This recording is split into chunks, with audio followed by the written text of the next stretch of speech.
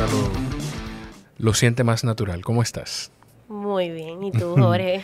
Bien, feliz de tenerte aquí por dos cosas. Primero, por la familiaridad, por de dónde vienes. Y segundo, por lo que vamos a hablar. Yo soy muy curioso muy curioso y muy crítico. Debo decir, creo que es la forma justa de decirlo. Soy muy curioso, muy crítico con el tema de la educación y los métodos educativos que existen en el país.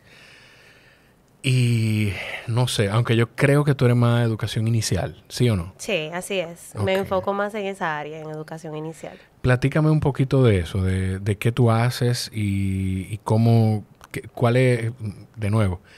Yo soy muy crítico, pero también soy muy consciente de que hay profesiones que ameritan que haya un proceso de estudio, como la educación. Así es. Entonces, ¿tú eres profesional de qué área? Platícame un poquito de eso. Sí, bueno, yo soy psicóloga clínica, egresada de la Universidad de UNIBE. Okay. Luego hice una maestría en gestión de centros educativos y finalmente culminé con un posgrado de innovación educativa en la Universidad de La Salle de Madrid. Un posgrado de innovación educativa en la Universidad de La Salle de Madrid. Así es, o sea, convalidado doble titulación aquí con República Dominicana y bueno, la Universidad de La Salle de Madrid.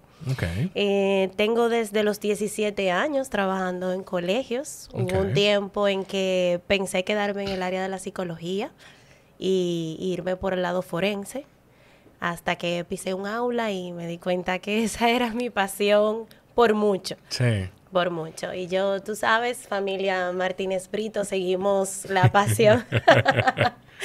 Seguimos la pasión. Actualmente me dedico a esa área. Ok.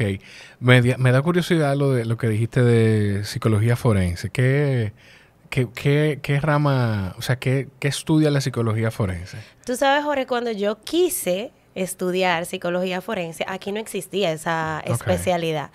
Ya la hay, ya la existe en universidades como UNIBE, pero en ese entonces no existía. Y básicamente la psicología forense es cuando ocurre un crimen, en la escena del crimen, hay una parte de análisis psicológico donde llega el especialista, analiza el área, trabaja también todo lo que son los perfiles de todo lo que es el delincuente o en ese caso, ¿verdad?, el crimen que se haya cometido. Es lo que veíamos en CSI, en la serie. Sí, en CSI, exactamente, donde se describen perfiles, depende de la rama. De repente tú te quieres quedar en el área donde simplemente se analiza la escena del crimen. Hay personas que trabajan también con los perfiles del criminal.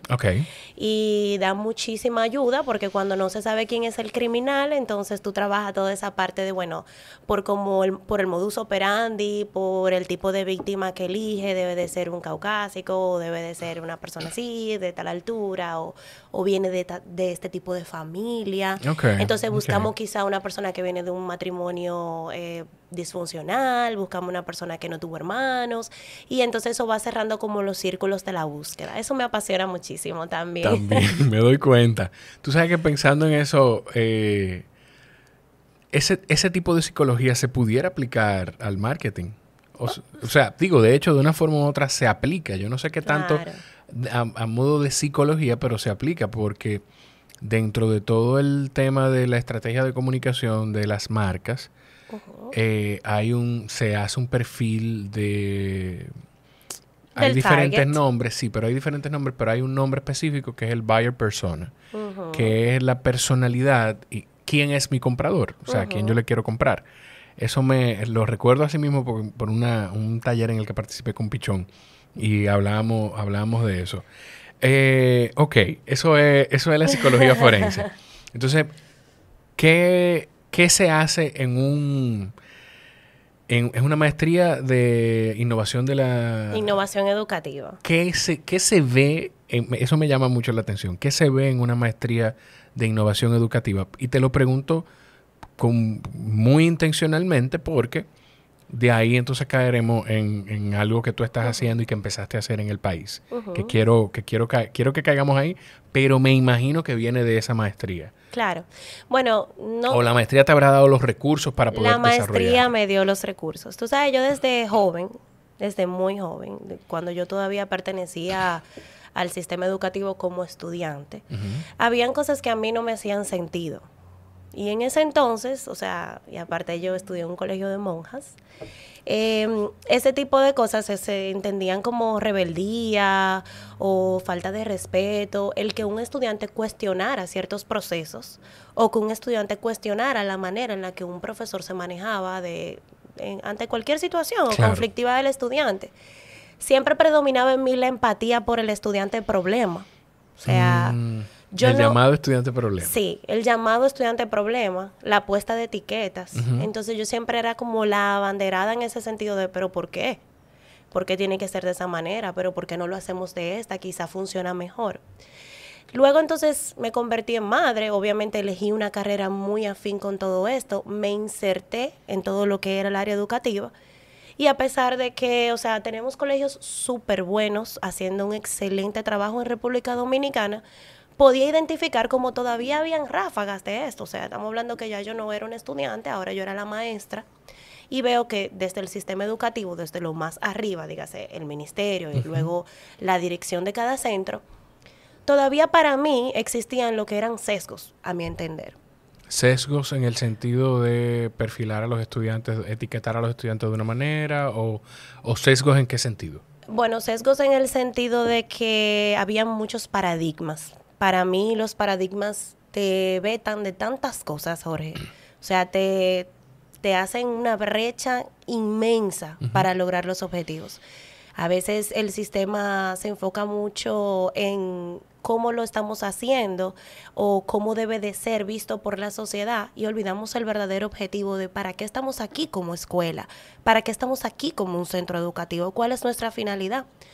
Y en ese momento, o sea, luego entonces me hago madre y empiezo a ver situaciones con mis hijos en un colegio excelente, o sea, amo el colegio de mis hijos, pero veía cosas que yo decía, bueno, pero tú sabes, la pregunta que tenemos todos nosotros como estudiantes, ¿de qué me va a servir esto?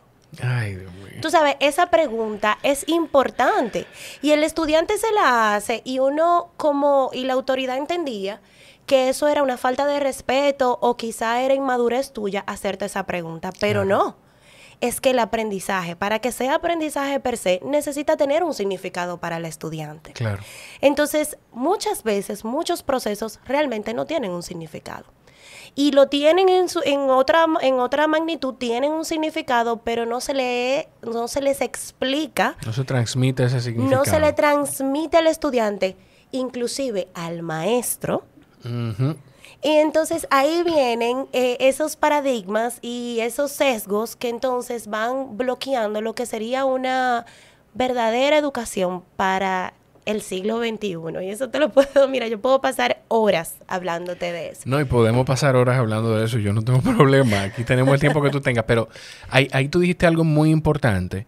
Y eso se aplica a todo. Eso se aplica desde un salón de estudiantes hasta un equipo de trabajo, a una familia. Así es. La gente no se mueve porque tú le dijiste que se moviera y punto. O sea, la gente necesita más información. Así sea, no te puedo dar toda la información, pero necesitan saber por qué estamos haciendo algo. Y esta generación más. Gracias a Dios. Esta generación más. Sí, gracias a Dios por eso. Porque cuando tú vas más allá y tú dices, ¿pero por qué? ¿Y cuál es el sentido? Entonces tú puedes hacer... ¿Qué impacto tiene eso en mi vida? ¿O qué impacto tiene eso en la empresa? ¿O qué impacto tiene en mi educación?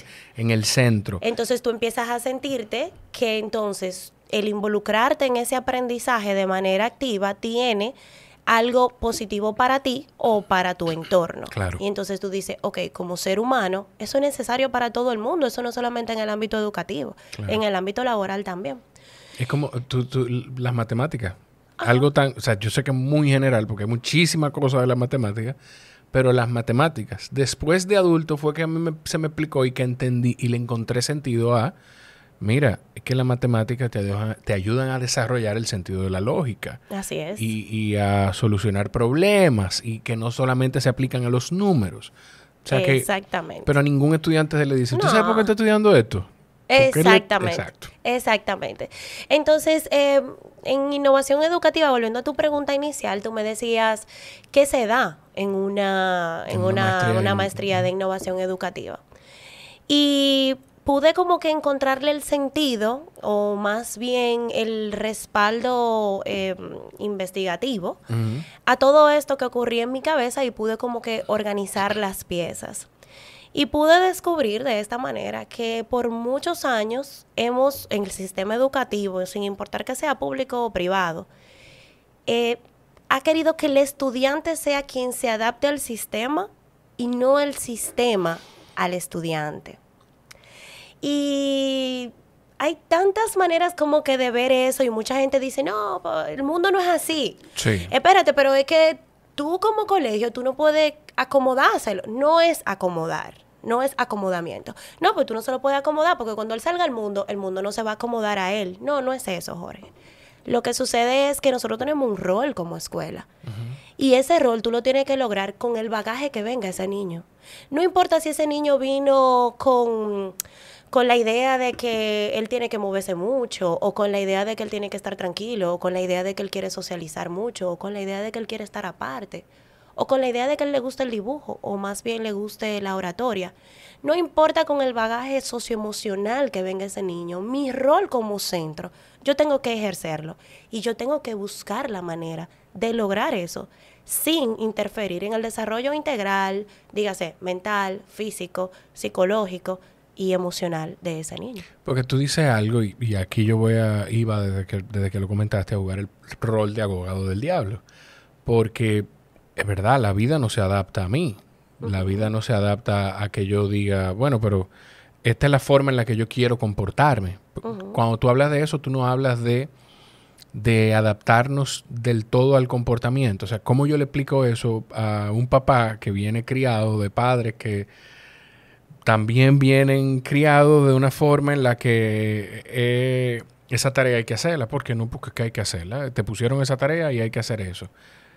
O no sé, que no sé ni cómo explicarlo. Mira, ¿qué te puedo decir? Yo no tengo ni que explicárselo, porque los padres llegan con esa demanda solos. Y ellos llegan ya con una problemática. Bueno, pero ¿por qué me está pasando esto? Y esa es mi oportunidad perfecta para yo decir, bueno, lo que pasa es que, o sea, para que el niño pueda moverse, o sea, comportarse de una manera como se requiere, él tiene que entenderlo eso, tiene que tener un significado para él. Y más, como te decía al inicio, esta generación. Y no es lo mismo tú decirle a un niño, y van a haber momentos en los que probablemente a un niño al que ya tú le has explicado, esto tiene que ser así por esta y esta razón, va a haber un momento en su vida en el que quizá tú le vas a decir, mira, porque sí. Y lo tienes que hacer. Claro. Porque todo es un balance, Jorge. Sí. O sea, no podemos querer, a veces siento que la gente como que confunde lo que es crianza positiva con libertinaje y falta de límites. Y lo mismo con la educación. Entienden que cuando el sistema se adapta al niño, entonces estamos dejando que él haga lo que él quiera, y entonces no lo estamos enseñando lo que es estructura, límites, nada que ver. Desde el punto de vista que nosotros lo vemos como filosofía y lo vemos así en el centro, logramos muchísima más estructura, mucho más autorregulación de las emociones de esta manera que bajando una raya sin dar explicación. Antes de que nos extendamos más, porque dijiste en un momento, los padres llegan ya, si hablaste del centro, tú eres directora, tú tienes un centro educativo. Sí, así es. Yo soy directora académica de THINK y fundadora, creadora de este proyecto. Es un proyecto hermosísimo donde trabajamos plenamente la innovación educativa. Muchos centros han adoptado pinceladas de lo que es la innovación educativa, pero nosotros somos puramente esto, puramente desde las estructuras, desde la infraestructura de la escuela. Es muy diferente a lo que podemos encontrar en nuestro país. El perfil de las maestras, las metodologías, las estrategias, la atmósfera que se respira en el lugar. O sea, es totalmente una educación enfocada en lo que le espera a estos chicos cuando sean adultos. Vamos a desarrollar un poquito más sobre eso, pero volvimos acá en innovación educativa y hay algo que me surge esta curiosidad. ¿Cómo es entrar al sistema, trabajar en el sistema, formarte en el sistema, pero teniendo esa batalla interna? Porque entonces me hace pensar, ok, tú no estamos de acuerdo, no estás del todo de acuerdo con el sistema, pero al final lo utilizaste para formarte. ¿Cómo funciona? ¿Cómo te funcionó eso? ¿Cómo ha sido eso? Bueno, te digo cómo fue. Bueno, yo era esa estudiante. Te voy a decir qué tipo de estudiante era yo. Yo era la estudiante que no hacía tareas porque a mí no me hacía sentido contestar un cuestionario de 50 preguntas. Y yo se lo decía tal cual, o sea que yo no... ¿Por qué yo tengo que contestar un cuestionario de 50 preguntas de algo que ya yo me sé? O sea, si yo no me lo supiera o qué, un castigo. Y eso iba muy relacionado. Entonces era como que no coherente, porque cuando tú te portabas mal te ponían a hacer una caligrafía de 3 páginas de no lo vuelvo a hacer, ¿no? Y a la vez entonces para aprender lo que te ponen es hacer 5 páginas más, o sea. Claro. Entonces como estudiante tú decías, bueno, espérate, no, yo no lo voy a hacer. Yo siempre tuve mucha capacidad, nuestra madre nos formó mucho bajo la lectura y yo tengo mucha capacidad de memoria auditiva. Entonces yo con el simple hecho de estar ahí en la clase, ya yo podía captar toda la información. Entonces yo me resistía al sistema de que si ya yo hice 2 multiplicaciones y las supe hacer bien, o 3, porque tengo que hacer 15. Entonces ahí va más o menos el proceso. Fui muy etiquetada, no te voy a decir que no. Yo tuve maestros que me dijeron, tú no vas a llegar lejos. Probablemente tú vas a fracasar, en la universidad te vas a quemar. Y esas cosas también, porque tú eliges como persona, y eso viene mucho de la formación familiar, tú eliges si ese tipo de comentarios o te hunden o te impulsan. Claro. Y yo elegí que me impulsaran. Yo dije, no, espérate, yo voy a demostrar que esto puede ser diferente. Y luego entonces me formo mi alma mater, o sea, mi universidad. Fue una universidad muy buena. No te voy a decir que no había una intención de innovar en muchas prácticas. Sí la hubo. Y es que si yo te explico lo que es innovación educativa, tú quizá pensarás en el cerebro de una persona que no se maneja en este ambiente, te dirá, bueno, pero espérate, ¿qué es lo que hacen? Flifla. Que, o sea, los robots son los que dan clases. Explícame, por favor. Estamos en el metaverso. O sea, ¿qué es lo que están haciendo? ¿Qué es innovación educativa? Pero innovación educativa es un vuelta a lo básico, a lo real, a la zapata. O sea, yo digo, bueno, la gente me dice, ¿pero qué es? Exacto, ¿qué es lo básico? ¿Qué es lo real? ¿Qué es la zapata? Cuando tú trabajas lo básico, lo real, la zapata, pensamiento crítico, pensamiento lógico, pensamiento reflexivo en un niño, tú llevas el 95% de la carrera ganada en todo lo que va a ser su historial académico. Okay. Porque un niño que puede tener un pensamiento crítico es un niño que puede obtener información del medio, de su entorno, hacer un análisis y emitir una opinión. Lo necesitamos, eso lo necesitamos, ¿verdad? Claro. En una sociedad. Claro. Un niño que tiene pensamiento lógico es un niño que tiene resolución de problemas, es un niño que tiene resolución de conflictos sociales, es un niño que puede, o un adulto o un estudiante, que puede plantearse diversas soluciones a algo y elegir la más lógica y la más conveniente para él y para su entorno. Y luego entonces vemos ese razonamiento reflexivo. Cuando el niño puede reflexionar sobre las cosas que he hecho, si causaron algo bueno, un impacto negativo, un impacto positivo en mi entorno, si lo hice bien, si lo hice mal, si esto va de acorde a lo que yo soy como persona, puedo reflexionar, rectificar en caso de haberme equivocado y hacerlo mejor en una próxima vez. Claro.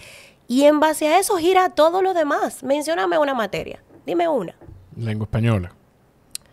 Crítico. Sí. ¿Ok? Sí. Fuera de lo que son los contenidos. Claro. Crítico. Claro. Historia. Historia. Crítico, pero por mucho. Okay. Cívica, reflexivo totalmente. Moral y cívica, reflexivo totalmente. Cuando tú hablas de socioemocional, reflexivo totalmente. Volvemos a lo básico.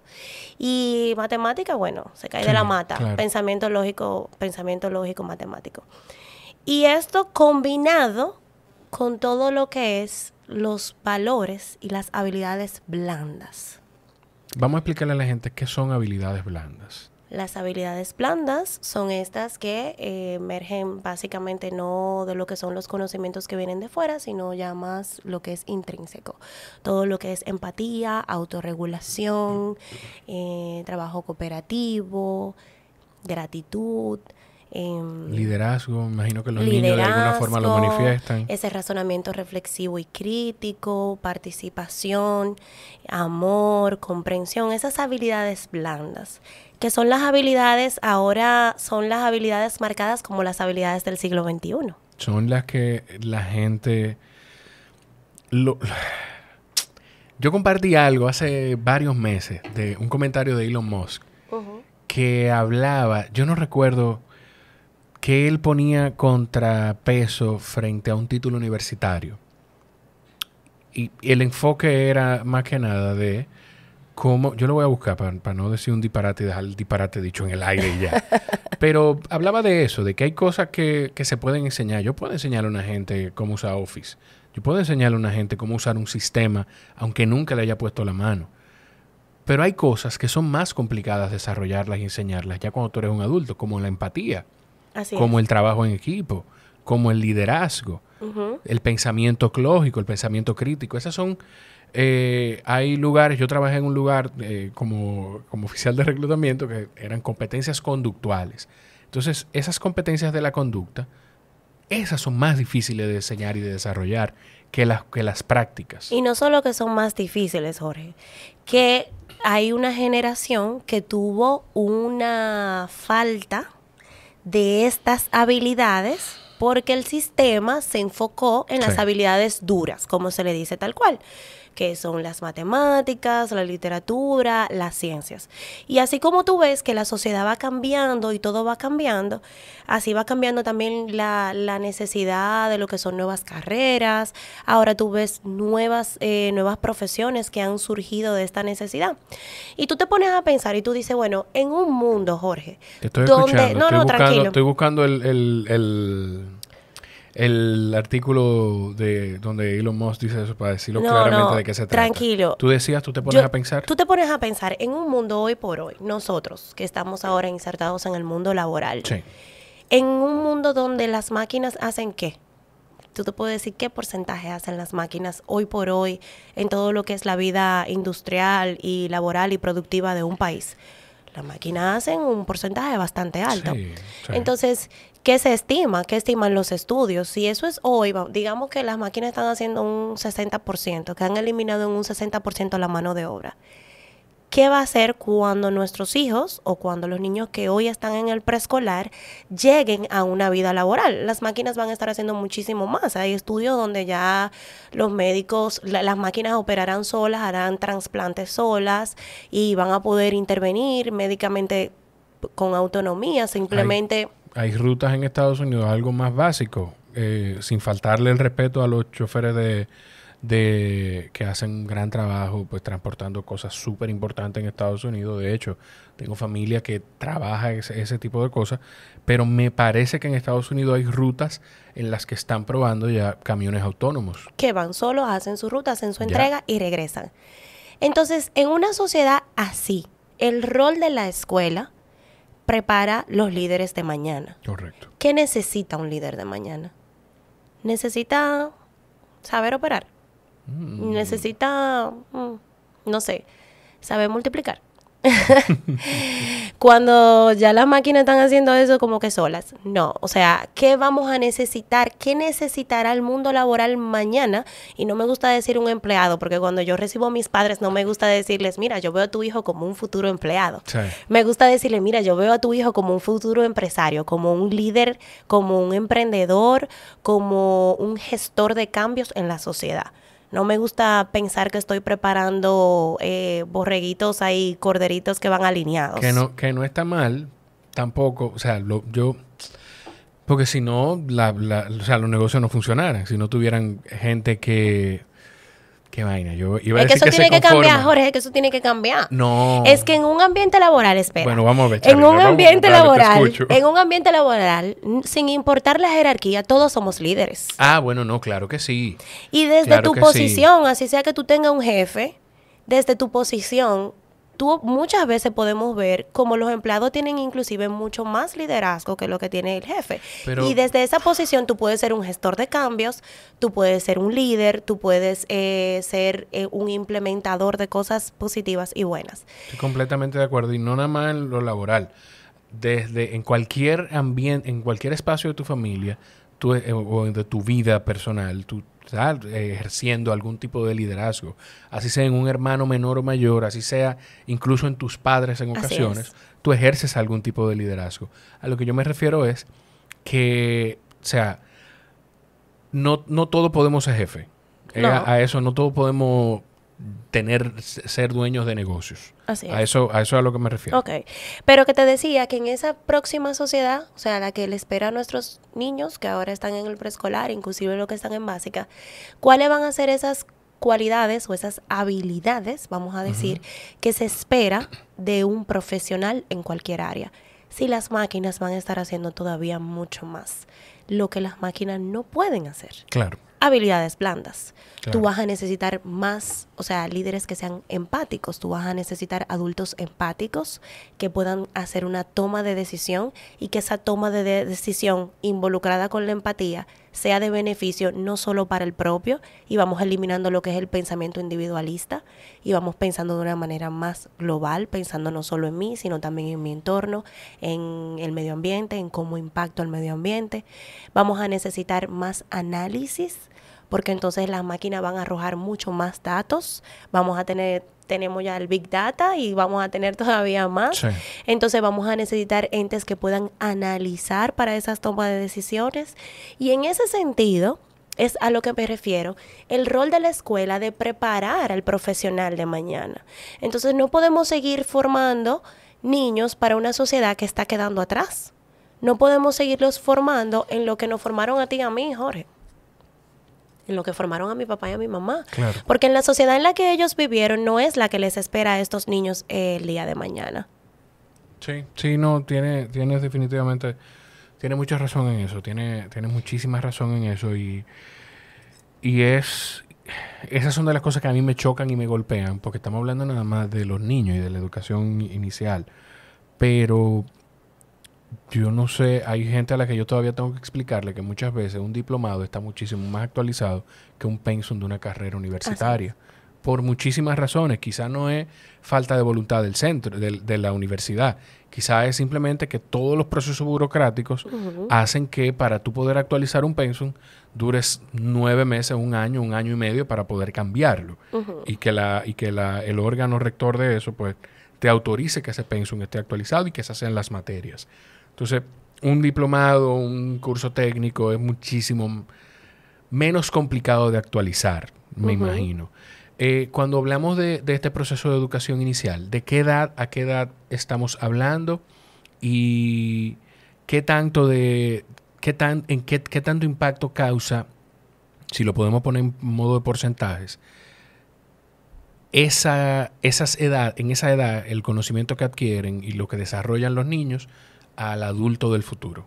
De acuerdo, mira, la educación inicial surge desde los 0 meses hasta los 5 años. A partir de ahí ya los chicos pasan a lo que sería la etapa primaria, que vendría siendo primer grado y luego toda su primaria y luego vendría la secundaria.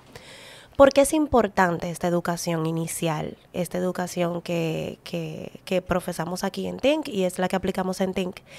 Y es porque el cerebro del niño nace con todas sus conexiones. O sea, cuando un niño nace, imagínate toda esa red de conexión que tiene el cerebro humano, nacen todas las conexiones ahí hechas ya.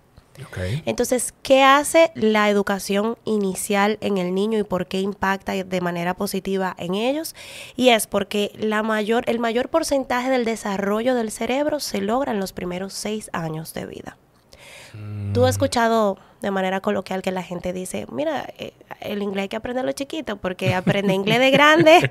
Tú lo has escuchado, ¿verdad que sí? Sí. Pero realmente es que esas conexiones que nacen todas conectadas en el cerebro de un niño necesitan ser ejercitadas para poder permanecer. Okay. Entonces, lo que tú no ejercitas, poco a poco se va soltando. Entonces, si en esos primeros 6 años tú no trabajaste pensamiento lógico, esa conexión se suelta. Y no te voy a decir que no la vas a lograr en un niño, porque luego ahí vienen intervenciones especializadas, pero va a ser mucho, más difícil lograrlo. tú te puedes dar cuenta que hay niños que dicen, bueno, este niño tiene más habilidades artísticas que este otro niño quizás, pero probablemente si tú te vas a la historia familiar de a qué sus padres ponían atención y cuáles eran las cosas a las que sus padres se inclinaban, tenían mucho que ver quizás con la parte artística o quizá alguien que influenció mucho en la vida. Entonces, lo otro se fue soltando. En mi caso, que te decía que mi mamá trabajó mucho con nosotros esa parte de la lectura, de la lingüística, fue para nosotros altamente favorecedor. Y nosotros pudimos trabajar la desarrollamos esa habilidad, somos 3 y la tenemos muy desarrollada. Quizá la parte artística de la pintura no era algo que en mi caso, a nivel preescolar, o sea, no se me trabajó, pero yo me inserté en la escuela a los 6 años. O sea, yo no fui a inicial. Okay. Entonces, no se trabajó esa parte y bueno, y ahí entonces se suelta, no se trabaja y yo he tenido que casi como que, tú sabes, sí, que aprender, claro. O sea, aprender ahí a puras penas para poder dibujar o lo que sea, porque como maestras somos todólogas, igual que las madres. Entonces, por eso es importante para poder fortalecer todas esas conexiones en el niño que aseguran, o sea, hay estudios sumamente interesantes donde hablan de cómo los niños que asisten a una educación inicial de calidad y efectiva es lo que garantiza que el niño tenga un éxito académico en todo lo que es la primaria y la secundaria. Ok, tú dijiste algo muy interesante y es personal, pero te voy a tocar a modo personal con esto. Ajá. Tú no hiciste educación inicial, tú entraste a los 6 años a preescolar. Ajá. Que es regular. Yo entré al kinder, a lo que conocemos como el preprimario. Ok, que es lo que dentro del sistema educativo en ese momento, pues ya empezaba a contar como la escuela. Exactamente. Ok, ya ahí teniendo, me imagino que hay un programa ya establecido y no es tanto como pasa con los niños que entran un poquito antes, que van al colegio, como el mío, que está yendo al colegio, pero el mío va al colegio y aunque lo apoyan y lo desarrollan en muchísimas cosas, la mayoría de las cosas tienen que ver con esa parte artística. Así tenga mensajes de aprendizaje de las letras y todo lo demás. Uh-huh. ¿Eso impactó en ti de alguna forma en términos de la sensibilidad? Te lo digo porque regularmente vemos el que desarrolla esa parte artística como una persona más sensible, más, no sé, o quizá no es que tú no seas sensible, sino que eres mucho más lógica. Sí. Bueno, ¿qué te puedo decir? Sí, te diría que sí, pero yo creo que esa parte no fue tanto por la falta del preescolar que yo creo que tiene que ver mucho, todo en los niños erradica mucho como que el sistema en el que se desenvuelven en esos primeros años. Sí, no te voy a decir que soy una persona poco sensible, sí soy más lógica, soy altamente empática, pero sí tengo tengo un manejo muy alto de mis emociones. Okay. O sea, quizá yo no sea esa persona que vea algo y me ponga a llorar. Y bueno, y también eso yo lo fortalecí en la universidad, porque como psicóloga, claro, te preparan para eso también, de que tú tienes que, ¿verdad?, saber que no puedes hacer una transferencia de las emociones de los demás y hacerla contigo también, o sea, reproducirla. Por eso yo sé que si yo llego en algún momento a estudiar psicología, nunca haría consulta. Porque yo terminara, yo terminara llorando con los pacientes. Hay una diferencia, Jorge, o sea, está el nivel de empatía, que es un nivel más consciente de la sensibilidad. Porque cuando tú eres empático, entonces tú puedes activar la lógica y ver cómo tú puedes ayudar ante la situación que se te está presentando en ese momento. La empatía es saber identificar, no necesariamente tú lo estés viviendo, pero poder identificar lo que pudiera estar sintiendo, viviendo esa persona, ponerte en los zapatos de esa persona. Y yo lo extendería un poquito más. Eso sería como la primera parte de la empatía. Uh-huh. Y la segunda parte de la empatía, que entiendo que, o sea, que debe venir por default, es qué puedo hacer en esta situación. Claro. O sea, porque no es simplemente, wow, te comprendo, ya. O sea, no, espérate, yo te comprendo. Claro. Y desde mi posición, qué yo puedo hacer para ayudar o qué yo puedo hacer para que esto no se repita, quizá no se reproduzca con otra persona, o qué yo puedo hacer para que el sistema sea diferente, o qué yo puedo hacer para que te sientas mejor. Entonces, la empatía como que es esa parte un poco más analizada, pensada, de lo que es la sensibilidad.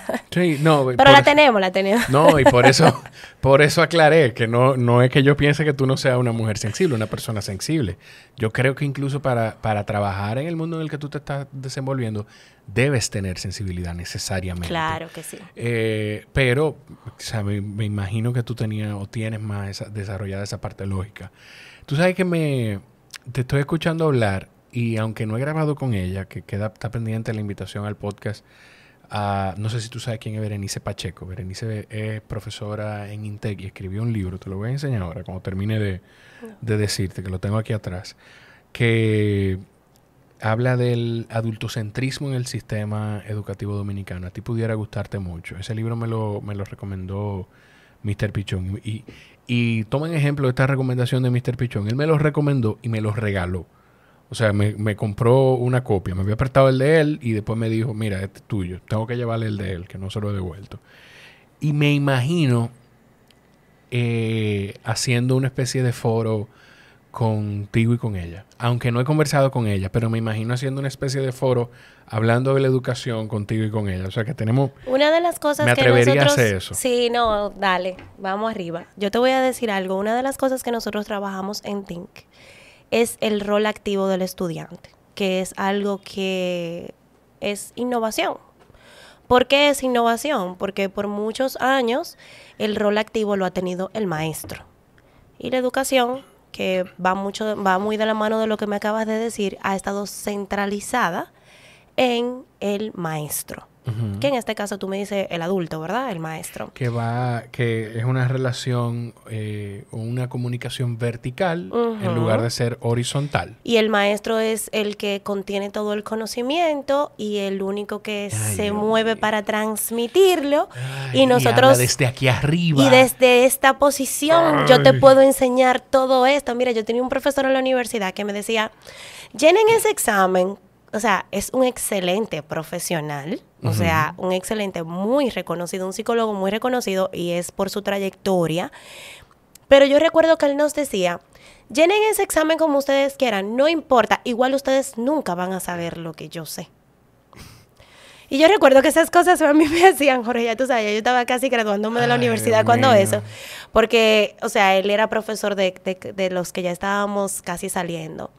Y yo me quedaba como que, ¿qué? O sea, ¿qué? ¿Cómo esto puede generar algo positivo en mí como estudiante? Que tú me digas que yo nunca voy a poder llegar a esa posición.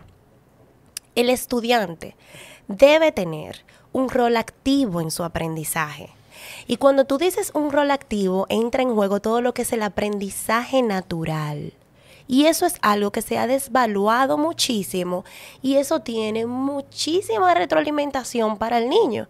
¿Y qué pasa también con ese rol activo? En ese rol activo el niño tiene que hacer, que es una de las metodologías base de nuestro centro, que es el hands-on. Y en esa metodología del aprender haciendo es donde se logra el verdadero aprendizaje, Jorge. ¿Por qué? Porque si no hay una vinculación con una experiencia, tenemos solamente memorización. Y entonces no es aprendizaje. Entonces, el aprendizaje, ¿cuándo viene? Cuando yo puedo vincular esto que yo he descubierto, esto que tú me has entregado, porque muchas veces el profesor puede entregar algún conocimiento, pero lo ideal es que el niño lo pueda descubrir. El maestro simplemente es un ente, un gestor entre el medio y el niño, para propiciar que el escenario se dé de la manera adecuada para que el niño pueda descubrir este aprendizaje. Entonces, cuando el niño dice, espérate, pero si esto es así, y entonces yo lo viví de esta manera, tiene un significado para mí, y hay algo en el cerebro del niño que hace clic, y entonces tú puedes decir que un niño aprendió. Eso, ay, Dios mío. Eso es, el maestro debe ser un facilitador. Exacto. Y eso... Un mediador, yo diría. Sí, es que eso debe hacer que quienes están escuchando o mirando en YouTube piensen. Yo recuerdo quienes han sido mi maestro favorito en mi vida de estudiante desde la primaria hasta los años que estuve en universidad. Y te puedo decir que son personas que me hicieron sentir que yo iba descubriendo cosas, no que me las entregaban ni que me las dictaban desde su nivel omnipotente. O sea, Nelson Rufín, con quien yo tenía un profesor, ese era mi profesor de matemática, yo lo he mencionado un par de veces aquí, en el Colegio Evangélico Central. Y yo me fajaba a discutir con el profesor de matemática. Pero fajado, o sea, yo no te puedo explicar. Y antes de eso, en la Academia Militar de Caribe, Odalis y Ana Berta en el Evangélico igual. O sea, muchos profesores, muchos maestros con quienes con quien tú podías entrar en debate sobre algo. O sea... Y eso los hacía más respetables como profesionales. Supuesto. Porque entonces hay un paradigma equivocado donde el maestro no puede ser cuestionado por el estudiante. Y, o sea, te digo que es equivocado porque es como que al 100% equivocado, porque como estudiante, o sea, yo como maestra puedo aprender cosas de mis estudiantes. Claro. Aún en inicial hay cosas que yo las puedo aprender de mis estudiantes. Y no te puedo decir en primaria y en secundaria, cuando ya los muchachos ahora, hoy por hoy, son autodidactas. Y tienen un manejo de la información, o sea, increíble. Y entonces combinan eso con su capacidad de análisis, reflexión. Entonces te sacan unos pensamientos que tú dices, bueno, yo como maestro, déjame pensarlo. Y es grande, es una grandeza. El maestro que sabe reconocer, wow, mira, tú sabes que tú tienes razón, déjame pensarlo, tú sabes que yo lo voy a pensar, yo lo voy a analizar, yo voy a investigar sobre eso, tú tienes un buen punto. Y ahí tú estás trabajando también lo que es la autoestima de ese estudiante, de él decir, esta autoridad, que es una autoridad aquí, o sea, me toma en cuenta. Claro. Claro que sí. Y toma en cuenta la manera en la que pienso. Entonces, eso es parte de lo que nosotros hacemos allá en Think. Esto de que este rol activo, donde muchas veces es tan sencillo, Jorge, como que a veces le entregamos un material a un niño y se ha cometido el error por muchos años de decir, mira, esto se usa así, así, así, así y así. Nosotros lo hacemos diferente. Nosotros le entregamos un material al niño y dejamos que él descubra. Que él descubra cómo se usa ese material. Claro, respetando lo básico. El material no se destruye, respetas tu cuerpo, respetas el cuerpo de los demás y no destruyes lo que el otro construye. Esas son reglas básicas. Pero después de ahí, explora. Vamos a ver si tú lo puedes lograr.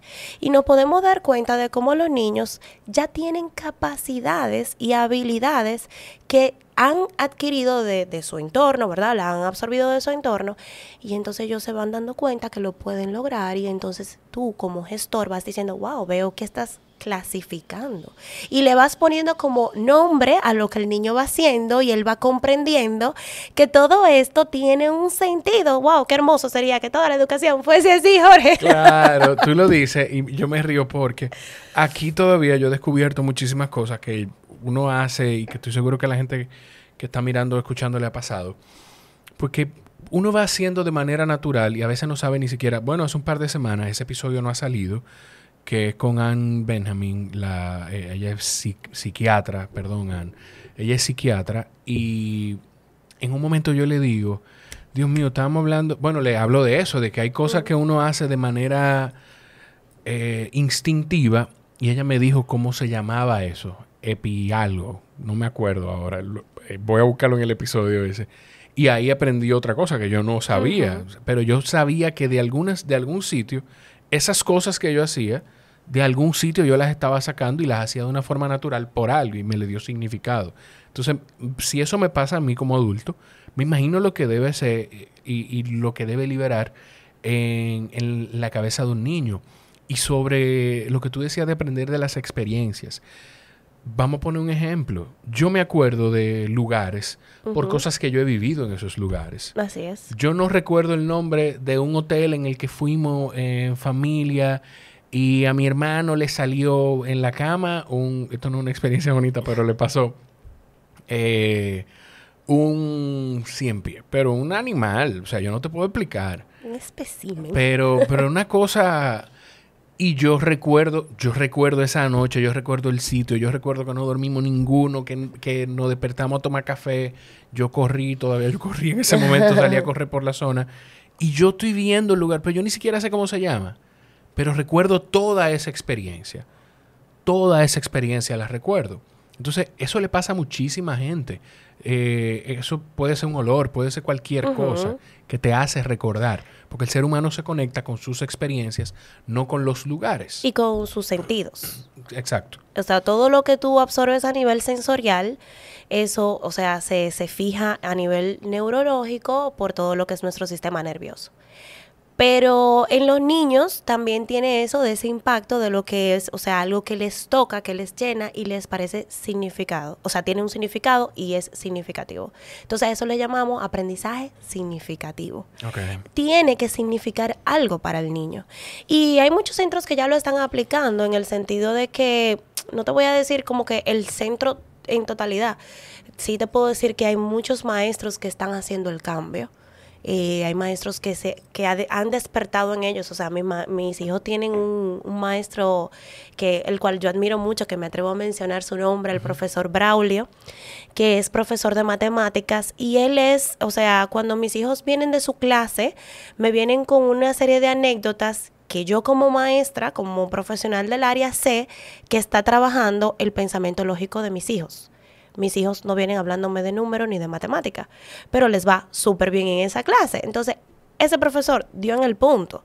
Entonces, cuando algo empieza a ser significativo para el niño, entonces tú puedes exponenciar lo que el niño puede hacer con esa información. Y eso es lo que queremos o sea, eso es un líder.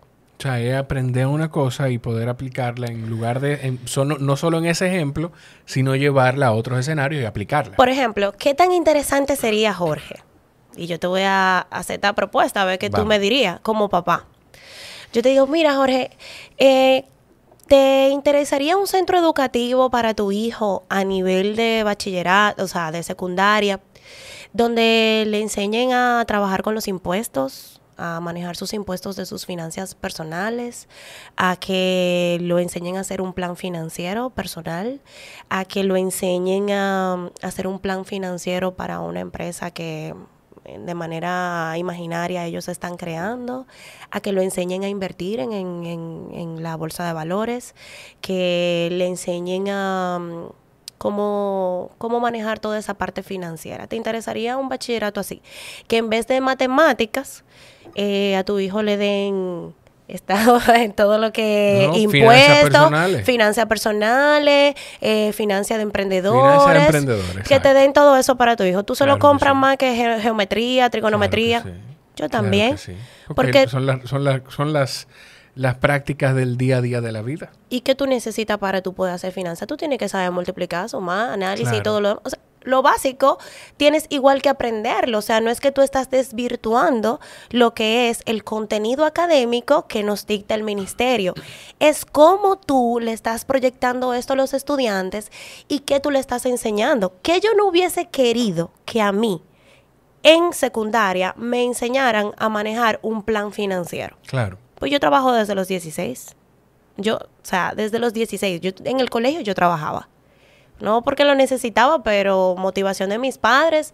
¿Tú quieres trabajar? ¿Te gusta trabajar? Yo recuerdo que yo trabajaba en el primer Zara que pusieron aquí, que era en Acrópolis. Sí. Y yo hacía un medio tiempo, porque ese era un trabajito así, tú sabes, cómodo, bonito. Sí. Y yo trabajaba. Y qué importante hubiese sido que a mí me enseñaran desde ese entonces a manejar finanzas, a cómo tú manejas una tarjeta de crédito, qué pasa cuando tú sacas un préstamo, qué es mejor, cómo tú mejoras tu crédito para las entidades bancarias.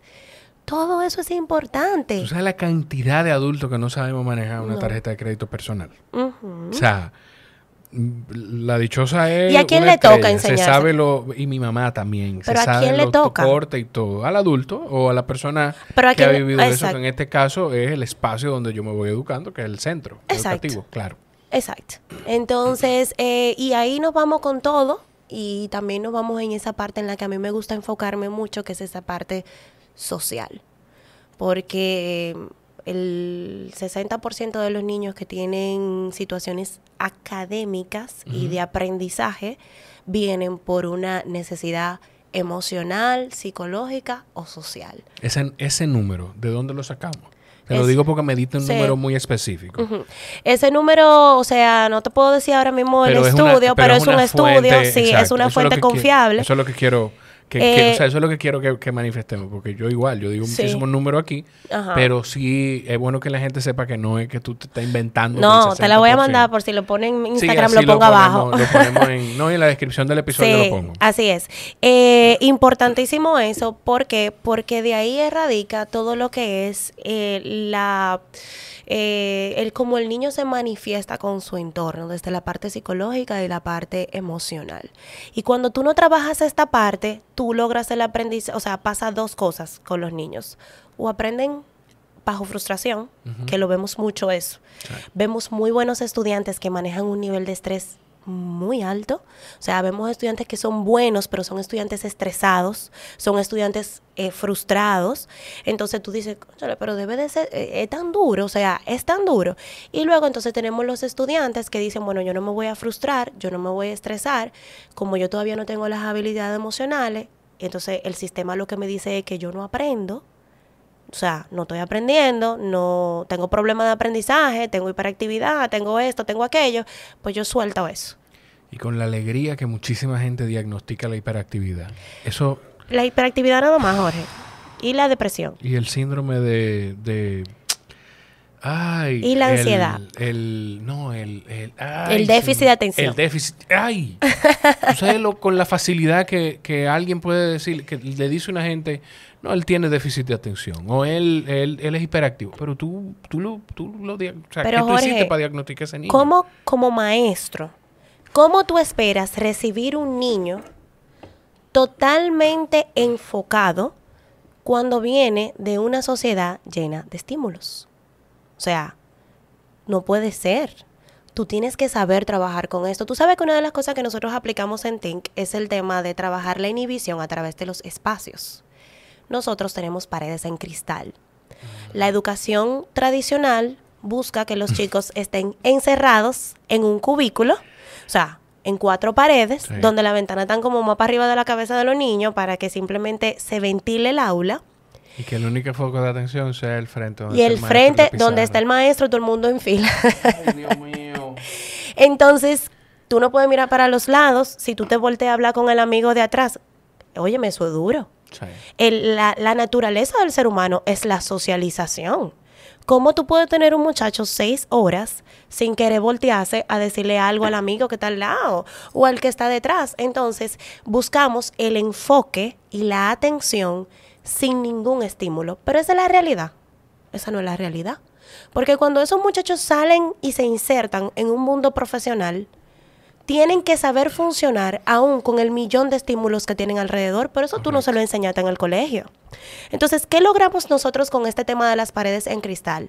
Que los niños, a pesar de que pase un papá viendo el colegio, a pesar de que pasen maestros pasillando por frente a su aula, que la chica de la recepción pase o que la señora que limpia está pasando el suape afuera porque se derramó algo, yo elijo enfocarme en lo que está sucediendo en mi aula. Eso es un tema de autorregulación y enfoque.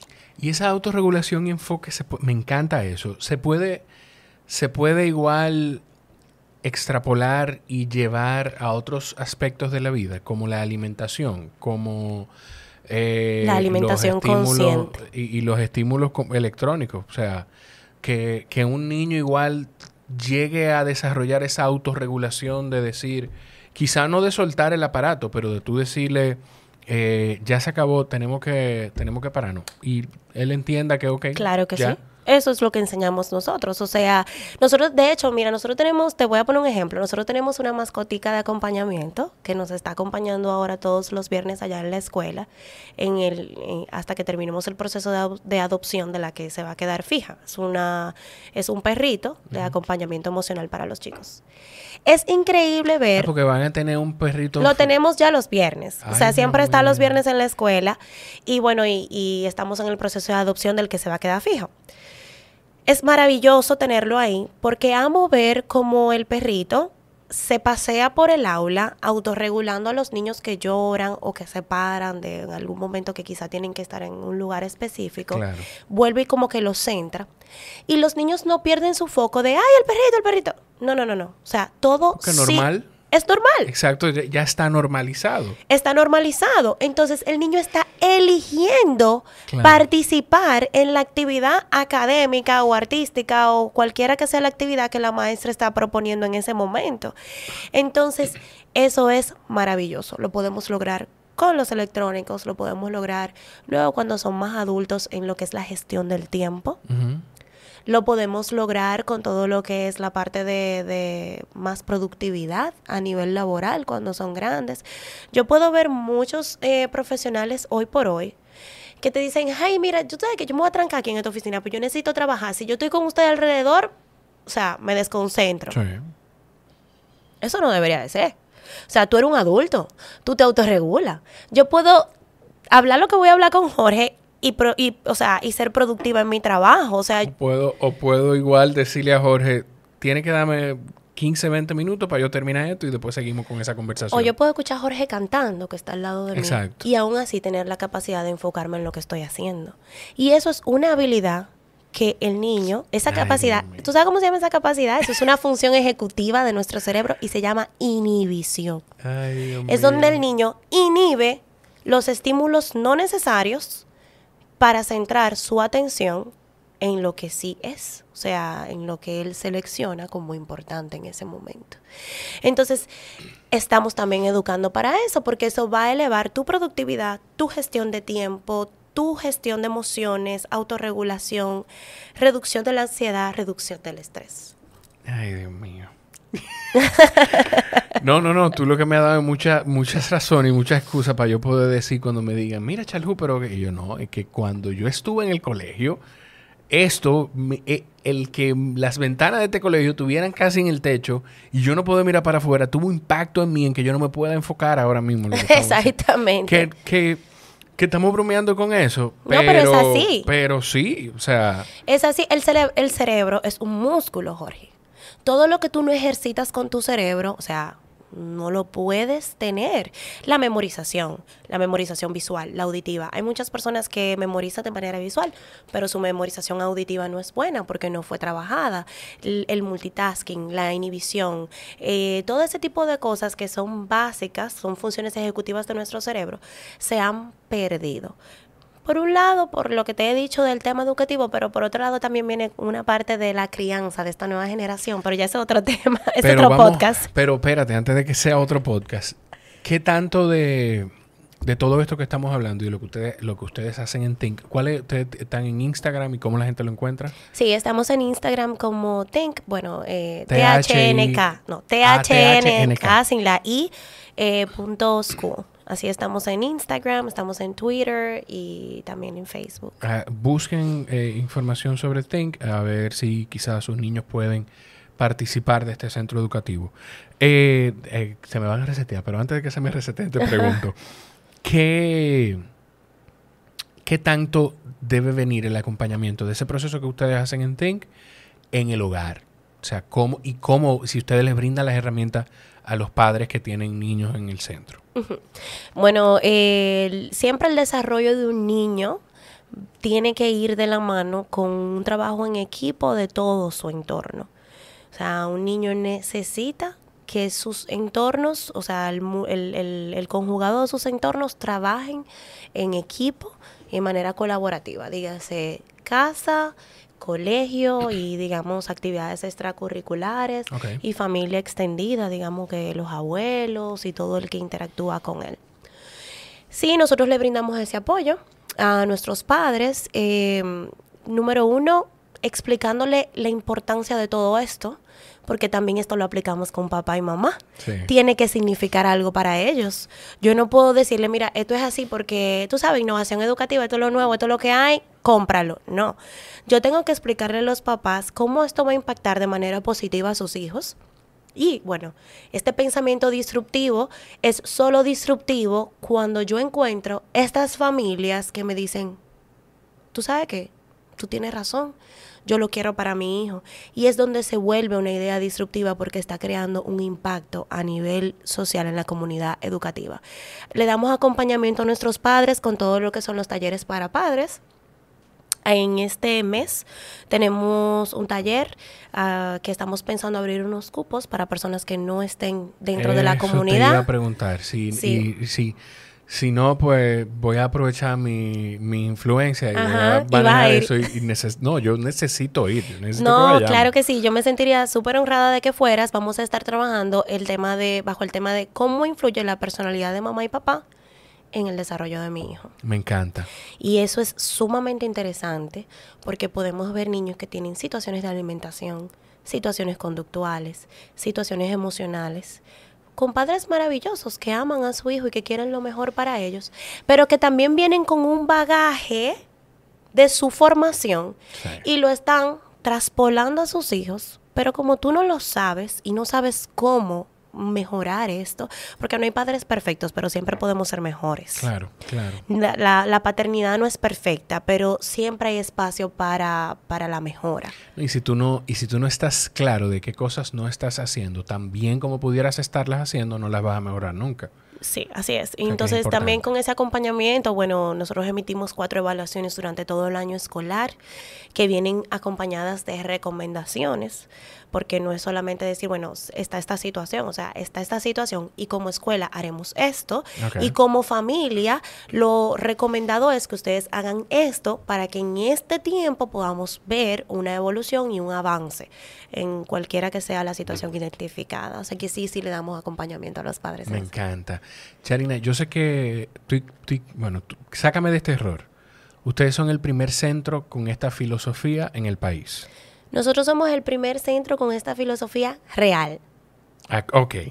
Aquí. 1 hora para caer aquí, pero caímos. Real. Ese es real. Explícamelo. Bueno, Jorge, porque hablar de innovación educativa es muy fácil. Ajá. Pero tú romper con el paradigma sin importar que te pueda costar quizá menos familias en tu centro. Claro. Porque no todo el mundo lo entiende. No. Y va a ser un proceso para que muchas personas lo entiendan. Ir en contra de un paradigma de la sociedad, no solamente a nivel de tu cliente, sino también de la sociedad per se, que se entiende que la escuela debe de ser de una manera X o Y. Entonces es muy fácil tú decir, bueno, así nosotros aquí aplicamos metodologías activas, innovación y toda esa parte. Y cuando tú entras a lo que es el centro, ¿verdad? El corazón de la Uyama, ¿te das cuenta que no? Estamos en la misma tradicionalidad de siempre. Y es que una innovación educativa, Jorge, se vuelve realmente innovación. No es solamente cuando tú estás impactando a los estudiantes. La verdadera innovación educativa es aquella que impacta a tu personal docente. Y tú empiezas a impregnar en ellos ese pensamiento de que la educación debe evolucionar. Claro. Y cuando tú empiezas también a impactar lo que es el núcleo familiar, para que ellos puedan empezar a reproducir esto a nivel social. Y es ahí donde tú dices, ok, como centro, yo estoy innovando en la educación, porque realmente yo estoy haciendo con estas nuevas estrategias y metodologías un cambio real. No es que yo hoy voy a hacer innovación educativa y mañana cuando un papá me diga, mira, yo no quiero que mi hijo, y yo voy a decir, bueno, ok, está bien, vámonos por lo tradicional. No. Es que yo creo en esto porque esto es lo mejor para tu hijo y va a ser lo mejor para ti también y es lo mejor para la sociedad. Y yo te lo voy a explicar con todo el amor y la empatía del mundo para que tú te montes en este mismo barco porque nos mantenemos fiel a esa filosofía.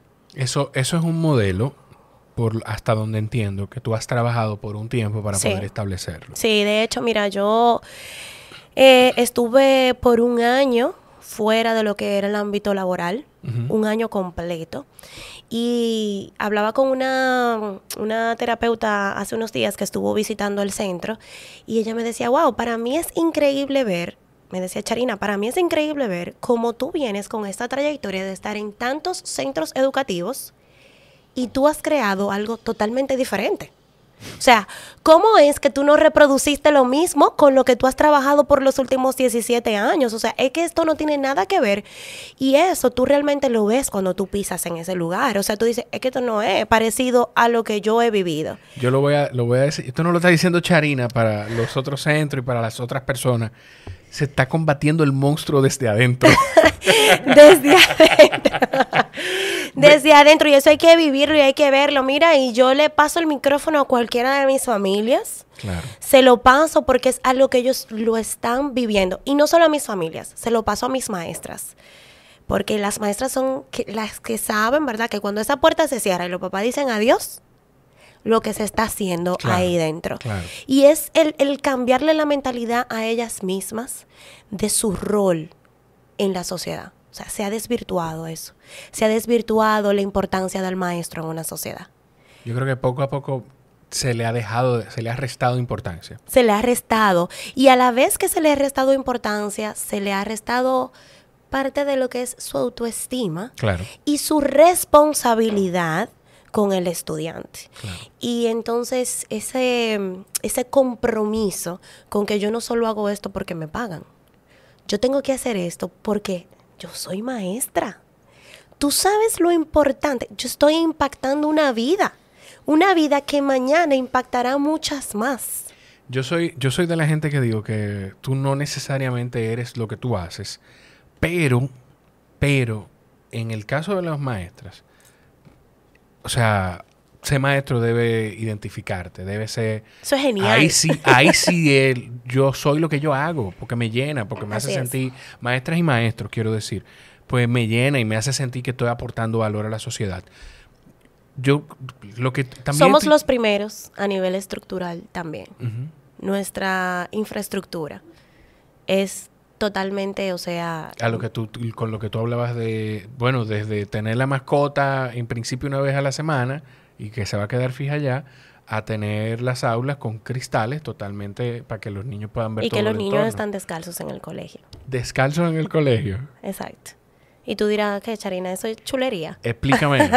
Yo, si tú te fijas en las fotos que yo voy subiendo del podcast, cuando subo una foto con alguien, tú llegaste, yo estoy descalzo y yo no me pongo zapatos cuando me voy a tomar una foto. Yo paro descalzo en mi casa y de alguna forma siento que eso surte algún efecto. Sí. Eso surte algún efecto. Pero entonces, en los niños, ¿qué haces? Si te sientes más cómoda, te lo puedes quitar sin problema. Tranquilo. Bueno, en los niños trabajamos, esto es una técnica, se llama grounding. Es una técnica utilizada y realmente ayuda a todo lo que es el balance corporal de los niños, el conectar con las emociones, el regular a nivel nervioso, el sistema nervioso de los niños, a sentirse más relajados, más en confianza. A nivel educativo, o sea, a nivel de estimulación, es sumamente enriquecedor para ellos porque todo lo que es el tema sensorial de estar tocando diferentes texturas con los pies los ayuda también a crear conexiones neurológicas que favorecen su aprendizaje. Pero más que nada es el tema de la autorregulación a nivel nervioso que te da el estar en conexión con la naturaleza. O sea, nosotros el 98% del tiempo estamos outdoors. O sea, nuestros niños están indoors para el momento inicial, que es como media hora, luego el momento del descanso, que es media hora más, y luego el momento del cierre del día, que es media hora más. Porque, o sea, que aquí al revés, el descanso adentro. Sí, o sea, nosotros tenemos el descanso adentro, exactamente. Sí, exactamente. Mira, yo sufro con media hora de patio para un niño, de verdad, te lo digo. Yo digo, ¿qué? O sea, tú sabes todos los beneficios que le da a un niño la luz natural, la naturaleza, el explorar. ¿Qué tiempo tiene el centro? ¿Este es el primer año del centro? Este es el primer año del centro. Te lo pregunto porque para mí sería, ojalá tus padres se atrevan y tú encuentres, no sé cuál sería la especialidad, que puedan tomar de modelo a alguno de tus niños y a niños de otros centros. Esto ni siquiera pensando no tenemos ni siquiera que revelar nombre de ningún otro centro. Y que tengan el método tradicional. ¿Y cómo impacta eso a través de los años en la salud del niño? ¿Y cómo impacta eso a través de los años en el sistema inmunológico del niño? En el estado de ánimo del niño. Una de las cosas más maravillosas que nosotros podemos hacer es estar expuestos al sol. Estar expuestos a la naturaleza. Y lamentablemente, pues no lo hacemos tanto o no lo hacen tanto los niños en nivel inicial. Así es. O sea, nosotros trabajamos toda esa parte también de la luz natural con el tema de que todas nuestras aulas tienen transición directa al verde. Ok. O sea, yo no tengo ni una sola aula que no esté conectada al exterior. Entonces, tú tienes un grupo de niños que está tomando clases y una pared completa hasta el techo tiene la visibilidad al patio y ellos pueden transitar libremente de su aula al patio. Ok. O sea, que la maestra también decide trabajar aún en esos pequeños momentos, como el momento inicial, que es el momento del círculo, si ella quiere dividir el grupo y dejar una parte fuera, una parte dentro, y lo va variando de esa manera. Okay. Pero también eso ayuda a reducir la ansiedad por encierro, por el estrés por encierro. O sea, nosotros hemos tenido una efectividad, o sea, magnífica, maravillosa, hermosa, de adaptabilidad de los niños. Tú sabes, el proceso de adaptación, que quizá lo viviste con tu hijo, sí, siempre es algo que le genera preocupación a los padres, estrés. Bueno, si mi hijo se va a adaptar al colegio, muchos niños lloran y toda esa parte. La mayoría lloran. Pero toda esta estructura de la luz natural, de tanto tiempo fuera, de la transición directa al verde, ha reducido este llanto, claro, y este estrés y esta ansiedad por el cambio de ambiente en los niños de una manera significativa. Yo sí debo decir que en el caso del Bebo, su proceso de adaptación pues fue rápido, fue fácil. Tiene muchísimo que ver con las maravillosas tías del colegio donde él está y la guía del colegio. Y también hago el comentario porque no quiero que la gente vaya a interpretar, y estoy seguro que tú no quisieras que la gente vaya a malinterpretar tampoco, con que quien no esté haciendo esto está mal. No. Pero esto es un paso evolutivo para la educación inicial. Así es. Y es simplemente que, pues, quienes pueden empezar a dar esos pasos, darlos de la manera correcta y adecuada. Y aquí caigo de nuevo en lo otro. Porque cuando tú me haces el comentario de que yo soy la única, nosotros somos el primer centro que lo está haciendo, implementando de manera real. Tú lo dices con una certeza, siento yo, de que hay otros centros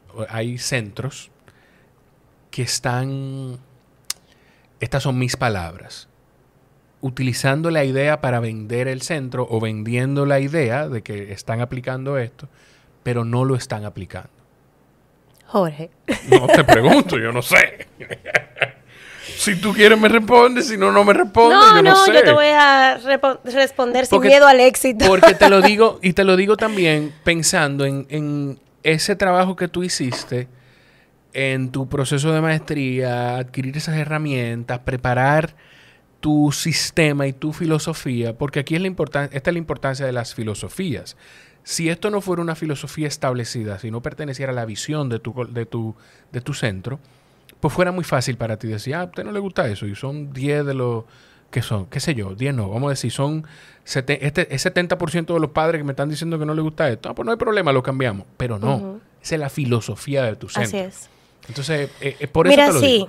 Sí, Jorge, tú lo has dicho y ahora estas son mis palabras. La verdad es que sí, o sea, no te voy a decir que es con una intención negativa que lo hacen, y es que el miedo al cambio ha hecho que muchas cosas no se logren en algunos lugares. Pero ciertamente sí, es muy fácil decir y sé de centros que pregonan una innovación educativa, pero no la poseen, no la hacen, o sea, no la aplican. Pero ¿qué pasa con esto? Como papá que no conoces sobre este aspecto, claro, es muy difícil para ti darte cuenta. Innovación educativa no es chulería, ¿eh? Y vamos a ponernos en claro con eso. Innovación educativa no es chulería. Innovación educativa no es poner paredes bonitas. Innovación educativa no es hacer fiesta y cumpleaños con animaciones bonitas. Eso no es innovación educativa. Innovación educativa es creer desde adentro, y esto debe de estar impregnado desde la cabeza hasta los pies de un centro. Y un centro no puede ser innovador si la cabeza no lo es. Claro. Un centro no puede ser innovador si sus docentes no lo son. un centro no puede ser innovador si tú no educas a tus familias bajo esta innovación. Un centro no puede ser innovador si tú, que eres el dueño de tu centro, no crees en la innovación. Entonces, mencionar la palabra innovación educativa es una responsabilidad grande. Y yo te voy a decir una cosa, siempre lo he hecho desde que abrí Think. Abro las puertas de mi centro a cualquier gestor que quiera venir a ver lo que se está haciendo en Think.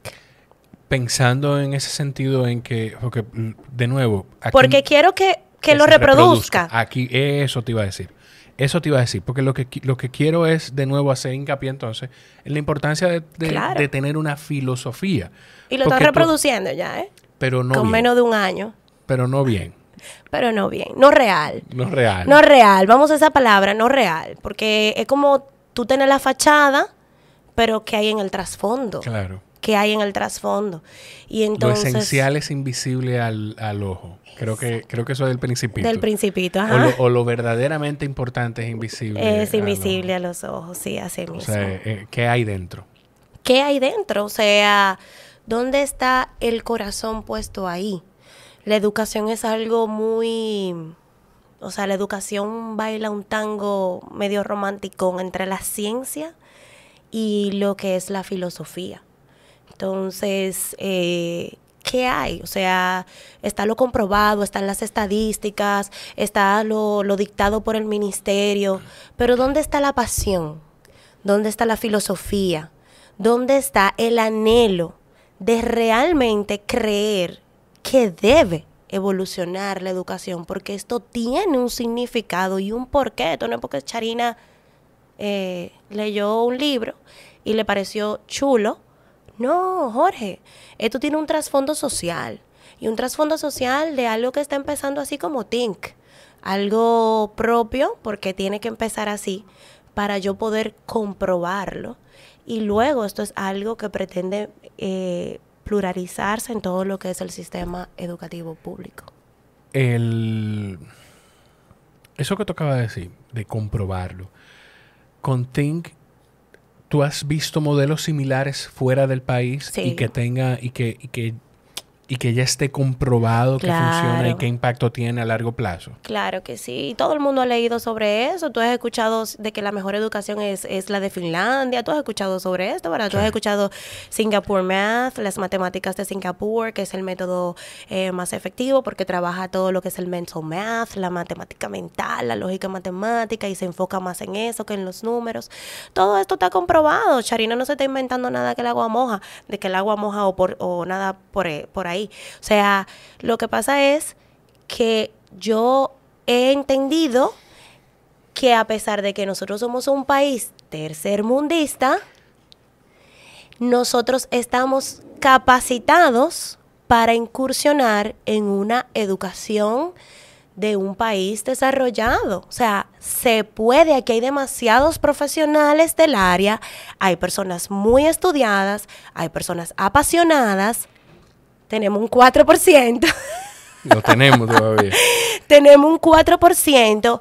Necesitamos líderes abanderados que digan, podemos hacerlo, vamos a perder el miedo. Esto ya está comprobado en otros países, es exitoso. Yo tuve la oportunidad de visitar otras escuelas fuera del país, ya ahí en el continente europeo y todo lo demás, y ver esta educación ya un poco más ya a lo que era llevado a la práctica. Y realmente fue maravilloso el yo poder ver esto y decir, o sea, ¿qué le falta a República Dominicana? Aquí lo que ha pasado es como tú dices, tú no te estás inventando que el agua moja, pero tú fuiste quien te atreviste a traer eso. Exactamente. Tú fuiste quien te atreviste a implementarlo.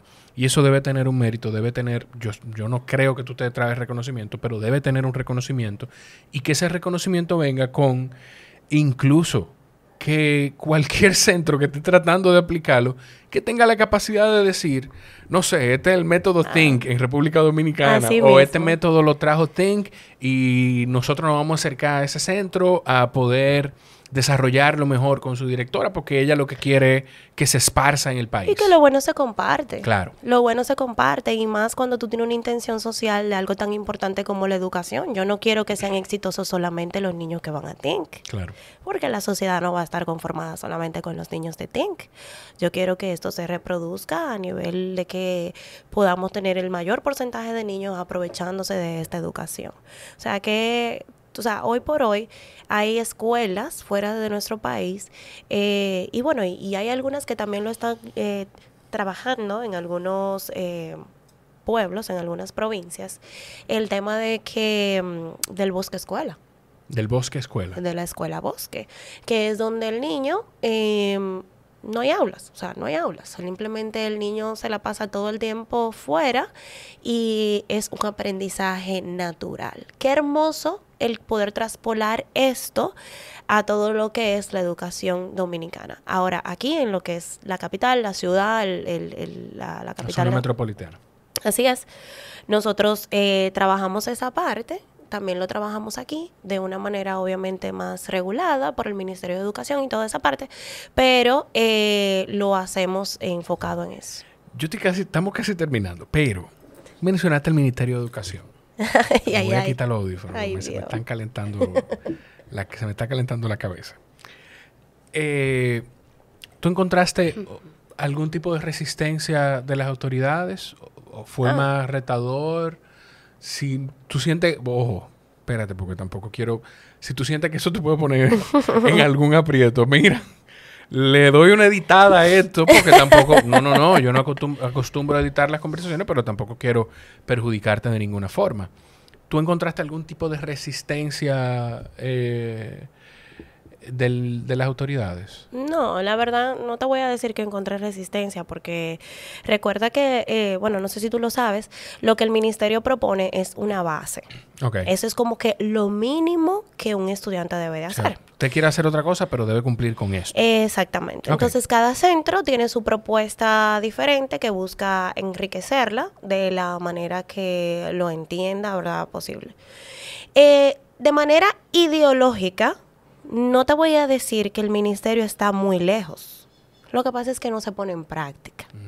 Claro, hay detalles específicos que el ministerio todavía no ha llegado a, como el tema de la infraestructura, propiciar más lo que es el aprendizaje basado en proyectos y no en unidades temáticas. Que la comunicación del estudiante y el maestro no sea de manera vertical. Exactamente, que las butacas no estén en fila como el método industrial. Pero tú sabes de dónde viene eso, porque ¿verdad? De ahí es que viene. Tú me preguntaste antes de empezar por qué yo hago esto. Ajá. Y yo te dije que esto es un invento muy egoísta para aprender de la gente. Y de una de las personas a las que yo he aprendido que me dejó eso, yo no lo había pensado, no lo había identificado porque no lo había estudiado nunca, fue Carolina Santana, que en una de las conversaciones me dijo eso. O sea, fíjate que los estudiantes están en una fila y que no se mueven y que los profesores van pasando de un aula a la otra como una línea industrial, porque el método de educación que tenemos es basado viene de la revolución industrial, porque la gente la preparaban para trabajar en una fábrica, en una línea industrial y punto, y que no piense. Antes de eso, lo que se conocía como escuela era una persona sabia, que generalmente era una persona anciana, que había vivido mucho, que se sentaba debajo de un árbol o en un lugar donde hubiese un ambiente adecuado, y los niños se sentaban alrededor a escuchar a esta persona hablar de sus vivencias, hablar sobre lo que había aprendido de la vida y de sus filosofías, y eso era la escuela. Que te voy a decir algo, y perdóname que te interrumpa, te he interrumpido mucho, perdón. No, tranquilo. Por eso que tú acabas de decir, hay mucha gente que tuvo etapas en las que vivió algo parecido de manera improvisada, y probablemente algunas de esas personas tienen una visión distinta a quienes estuvieron dentro del sistema todo el tiempo, por eso. Porque yo recuerdo a mi papá incluso, estoy tomando ese ejemplo porque es el que tengo fresco, decirme no. O sea, cuando mami, hablándome de mi abuela, tenía que cargar conmigo y con tu tía en medio de los 12 años, que teníamos que mudarnos a un campo, lo primero que mami hacía era buscar una escuela. Y a veces esa escuela era así, en una enramada, al aire libre, con una persona que quizá no estudió nada, pero era quien tenía algún tipo de conocimiento. Y antes que eso, mi abuelo vivió algo parecido. Entonces, que incluso de forma improvisada, parte de esas generaciones anteriores se han topado con algo como eso y lo recuerdan. Y eso era la escuela antes, eso era lo que se conocía como educación. Y entonces, o las institutrices que iban y se mudaban a esas casas y eran personas que por alguna manera u otra habían leído un poco más, sí, habían obtenido lecturas que les abría la mente a otras culturas, a otros tipos, ¿verdad?, de vida, y a conocer un poquito más de los mapas. Y esa persona era como que quien crecía con ese niño, o sea, quien lo ayudaba a crecer, lo acompañaba y le iba comentando sobre todas esas cosas. Eso era la enseñanza. Viene la época industrial y hasta la infraestructura, porque todo lo que era a nivel, y que me corrija un ingeniero, pero es así, todo a nivel arquitectónico y a nivel de diseño arquitectónico, se trabajó en base a lo que se conocía como infraestructura, que eran las industrias. Entonces, si tú te fijas cómo es una escuela, cómo son las escuelas públicas. Ya, claro. Es un cajón, sí, con pocas ventanas, o sea, con ventanas altas. A mí me está subiendo un pique, estoy diciendo eso. Ay, Dios mío. Entonces, eso es lo que se conoce como una escuela, porque eso fue lo que se dictó. Pero ahora yo te digo, Jorge, la información está. Ay, claro. La información está, no es ajena para nadie, no es ajena para el sistema, no es ajena para quienes están dirigiendo nuestro sistema educativo. ¿Por qué seguimos construyendo esas escuelas? Claro. ¿Por qué? Ok, las que están. Vamos a decir, ok, las que están. No hay presupuesto para modificarlas. Ya podemos, vivamos con eso. Vivamos con las que están. Pero ¿y las nuevas? ¿Por qué seguimos reproduciendo el mismo? ¿Cómo es que no se levanta alguien que diga, espérate? O sea, la infraestructura, el diseño arquitectónico debe cambiar para el beneficio de los niños, para el beneficio del estudiante. No es para beneficio de más nadie, es para beneficio de nuestro, o sea, de nuestro enfoque, claro, que son los niños. ¿Tú sabes por qué el ser humano es muy instintivo? Uh-huh. No dije intuitivo, dije instintivo. Y el ser humano, el origen del ser humano viene de una época en la que no se podía pensar, en la que no se pensaba a largo plazo. Se pensaba en sobrevivir el día. Entonces, esa parte del cerebro para nosotros es mucho más difícil conectar con esa parte del cerebro. Y por eso hay mucha gente que no entiende que hay que tener paciencia y pensamiento estratégico cuando se habla de invertir mucho más en educación y en desarrollar otros modelos. Porque la gente ahora mismo lo que está pensando es en 1 año, en 2 años, hasta en 4, pero no piensa en 10, ni en 15, ni en 20, ni en 25. No piensa más adelante.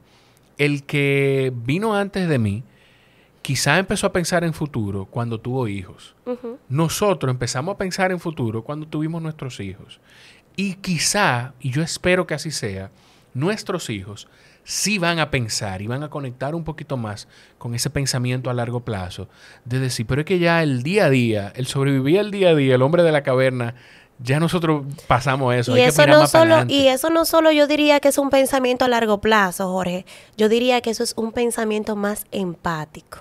Porque tú no solo estás pensando de manera individual también, claro, en ti, tú estás pensando en una manera colectiva, claro, donde tú dices, ¿qué va a pasar mañana? Que es parte de la enseñanza que también tenemos en la escuela de la sustentabilidad. O sea, yo hago el uso de los recursos, pero yo pienso que el que viene después de mí tiene que usarlos también. Entonces yo hago un uso inteligente y responsable de los recursos, sabiendo que el que viene detrás también los va a necesitar. No es que yo me voy a beber todo el agua porque yo tengo esa necesidad ahora mismo y yo la tengo que suplir. Claro. Pero los que vienen detrás, ¿dónde está tu pensamiento colectivo, tu empatía, tu pensamiento sustentable de que tú también quieres dejarle algo bueno, algo consistente a la generación que viene más atrás? La pensamos cuando tenemos hijos porque pensamos que es lo que le queremos dejar a nuestros hijos. Exacto. Pero debería de ser un pensamiento a nivel de sociedad, a nivel de mandatarios, a nivel de... Ya me estoy yendo a soñar, Sí, ¿verdad? no, es utópico, pero es posible. Es Utópico, posible. es utópico, pero es posible. Y mencionaste Finlandia y asimismo Dinamarca y creo que en la región Costa Rica, si mal no recuerdo, son de los países, en nuestra región, quiero decir Costa Rica, son de los países que mayor porcentaje de inversión del presupuesto nacional invierten en educación, pero que tienen mucho más tiempo haciéndolo. Y Mucho más que... tiempo. Nosotros estamos aquí por un 4%, pero en Dinamarca hace 18 años, cuando yo hice ese estudio en la universidad, hace 18 años, ya se invertía como un 16% del Producto Interno Bruto. Y es que al ser al ser países más desarrollados, en el caso de Dinamarca y Finlandia, ya ellos tienen de una manera demostrada que invertir más en la educación proporciona más retorno al país y a la economía. Sí. Entonces, un país que invierte más en su educación es un país que se desarrolla de una manera más óptima. Es como que le estamos jalando las riendas al caballo millonario. Claro. Mientras menos importancia le damos a la educación, o sea, más estancados vamos a estar. Mira, yo conversaba con José, me decía José, es como un conglomerado de cosas de manera integral, así como algo cíclico que debe intervenirse, porque él me decía, Charina, ¿cómo mejora la educación? ¿Cómo se transforma la educación? Y todo, o sea, todo radica, de una manera, por tú decir, paradójica, radica en la educación del maestro, pero no a nivel profesional y académico, sino en un cambio de paradigma, que eso ya lo habíamos comentado, en la educación de la sociedad, en la educación del mismo estudiante, de cómo ver la educación. Tú sabes que no hacemos nada ofreciendo cosas maravillosas en un centro educativo cuando no existe la motivación en el estudiante per se de asistir a la escuela. Exacto. Tú dices, o sea, ¿cómo yo hago que este estudiante llegue hasta aquí? La deserción, o sea, el abandono de escuela tiene una tasa altísima aquí en República Dominicana. Entonces, ¿cómo yo hago que el estudiante sepa la importancia de estudiar? ¿Cómo yo hago que los padres sepan que es más importante mandar a un niño a la escuela que ponerlo a trabajar para que produzca para la casa? ¿Cómo yo hago que el maestro entienda que su rol es muy importante? ¿Cómo yo hago que la sociedad y el gobierno entienda que necesitamos un porcentaje más alto? O sea, ¿cómo yo lo logro? A través de la educación, a través de la información, a través de la concientización de todas estas áreas. Entonces, todo radica ahí. La verdad es que esa es como que la cuna de todo. Charina, yo no creo que haya mejor forma de terminar la conversación que con eso. De verdad que te agradezco muchísimo. Te agradezco mucho por tu paciencia para poder coordinar la conversación. Te agradezco mucho tu tiempo y te agradezco muchísimo más que te estés atreviendo a hacer esto y a dar esos pasos. Yo creo que la transformación y la revolución de la educación en República Dominicana está empezando ya y está empezando a través de Think y a través de ti también. Muchísimas gracias a ti, Jorge, por ofrecer este espacio para que podamos transmitir esta información que es tan importante a todo lo que es el resto de la sociedad. No solo a las familias para que conozcan el centro, sino a otros profesionales del área para que crezca en ellos esa semilla de que la educación debe y puede evolucionar. No es solamente quedarnos en el que debe ser, es que puede ser. ¿Y qué estamos haciendo nosotros para lograrlo? Muchas gracias, Gracias Charina. a ti, Jorge. ¿Dónde la gente puede encontrar más información de Think y dónde te pueden seguir? Estamos en las redes sociales, thnk.school y Charina SH Martínez Brito. SH Martínez Brito, mis redes personales. Estamos ubicados en el Mirador Norte, calle Gaspar Polanco, número 302. Estamos a la orden a través de las redes sociales. Con un solo clic nos pueden contactar ahí ya con todo lo que es correo, landing page, número de teléfono y todo. Perfecto. Estamos a la orden. Perfecto. Toma el Sharpie para que no se te olvide firmarme en la mesa. La puedes firmar en cualquier lugar, ¿eh? No tiene que ser de ese lado, puede ser aquí, puede ser en el centro, puede ser de este lado donde tú quieras. A ustedes, si llegaron hasta aquí, asegúrense, porque si usted llegó hasta aquí, cónchole, usted se disfrutó este episodio, entonces asegúrese de compartirlo etiquetando thnk.school en cualquier red social. Y si quieres ir todavía un paso más allá, pues otra forma que tienes de respaldar el contenido es yendo a patreon.com/Jorge Chalhoub y a partir de $1 ser parte de la comunidad maravillosa que permite que sigamos creciendo, cambiando, evolucionando y teniendo mejores equipos para llevar este podcast. Charina, un placer inmenso. Gracias, Jorge, de verdad que sí, o sea, me sentí como en casa. Qué bueno, esa es la intención. José, tenías razón. Yo lo que quiero ahora es seguir hablando con Charina y nada, seguir la relación contigo pues es un requisito, pero quiero seguir hablando con Charina. José, un beso. A ustedes los quiero mucho, gracias por estar ahí. Nos escuchamos en la próxima. Bye bye.